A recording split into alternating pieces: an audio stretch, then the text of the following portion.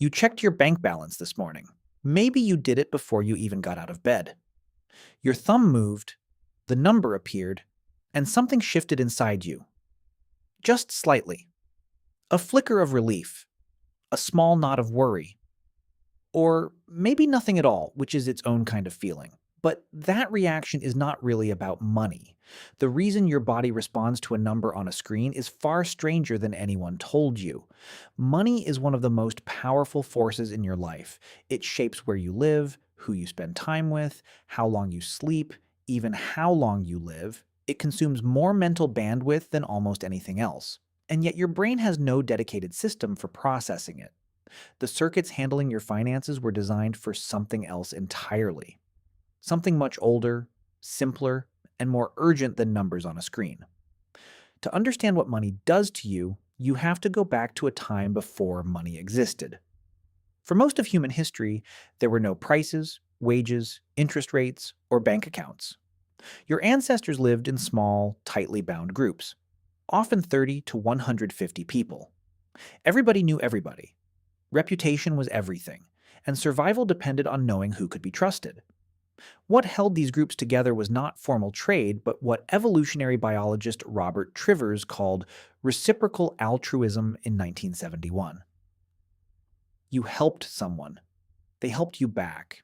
Not immediately, not in exact measure, but eventually and reliably. No ledger, no contract. Just memory, trust, and a social accounting system running silently in the background. Who gave? Who took? Who could be counted on? This is the ancient software your mind still runs. And when money arrived, it hijacked it completely. The usual story of money's origin is simple. First came barter.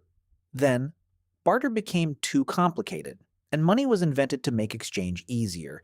It is neat, intuitive, and by most evidence, wrong. Historian and anthropologist David Graeber argued in Debt, the first 5,000 years that formal barter economies between strangers almost never appear in the historical record before money. What appears instead, long before coins, are systems of credit, debt, and obligation. In ancient Mesopotamia, around 3000 BCE, Sumerian temples kept detailed records of grain loans. Farmers borrowed seed in spring and repaid it after harvest with interest, not with coins, but with clay tablets, records, and promises. Debt came before money. Obligation came before price. Your brain is not wired for coin exchange. It is wired for favor and debt, and it has been trying to run modern finance on that ancient code ever since. The first physical coins appeared around 600 BCE in Lydia, in what is now Western Turkey. Small, irregular electrum discs stamped with a lion. They were revolutionary not because they had value, but because they made value anonymous. For the first time, you did not need to know the person you were trading with, assess their reputation, remember their history, or trust their word. The coin carried trust inside it. Exchange could happen between strangers without shared history, and with that came a psychological earthquake. Trust moved out of relationships and into objects, while worth became an abstract number. Your brain was not built for this. Neuroscientist Paul Glimcher at New York University helped build neuroeconomics, the study of how the brain actually makes financial decisions, not how economists assume it does. His work helped show that the brain does not have a special money circuit. Money parasitizes systems built for primal needs. The dopamine reward system, which motivates behavior by predicting and delivering pleasure, fires in response to anticipated financial gain in almost the same way it fires for food or sex.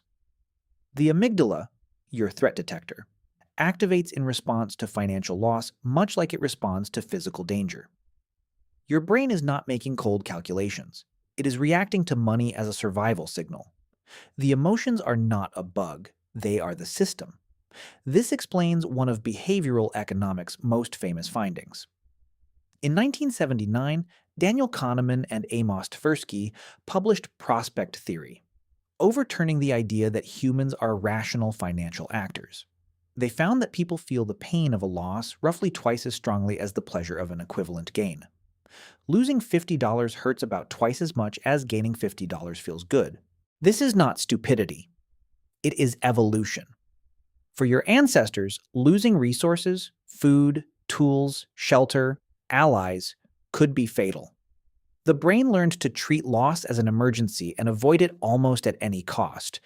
Money stepped into that pre-existing asymmetry and has been distorting decisions ever since. Holding a bad investment too long, avoiding a smart risk, or feeling disproportionate dread over a small setback. That is, prospect theory at work. An ancient loss aversion circuit is making decisions in a world it was never designed for. Now, here is the part that surprises most people. Brain imaging research has found that spending money and physical pain activate overlapping regions. In a 2007 study led by Brian Knudsen at Stanford, participants made real purchasing decisions inside an fMRI machine.